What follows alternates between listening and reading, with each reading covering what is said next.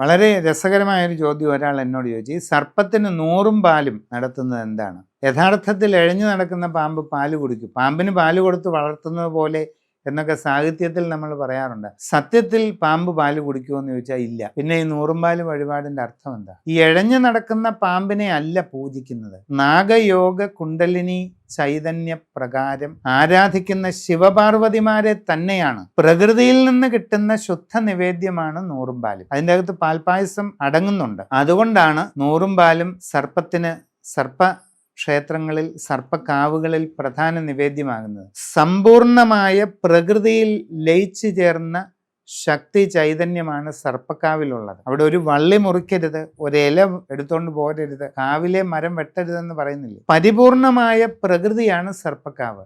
അതിൽ കുടികൊള്ളുന്ന നാഗചൈതന്യം എന്ന് പറയുന്നത് ആ പ്രകൃതി ചൈതന്യം തന്നെയാണ്. പ്രകൃതിയോട് ഇണങ്ങി നിൽക്കുന്ന സമ്പൂർണ്ണ നിവേദ്യമാണ് 100ഉം പാലും. വലിയ പൂജകളും നിവേദ്യങ്ങളും ഒക്കെ നടത്തുന്നതിനേക്കാൾ 100 ഇരട്ടി ഫലം ലഭിക്കും നിങ്ങളുടെ സർപ്പക്കാവിൽ ഒരു 100ഉം പാലും നടത്തിയാൽ.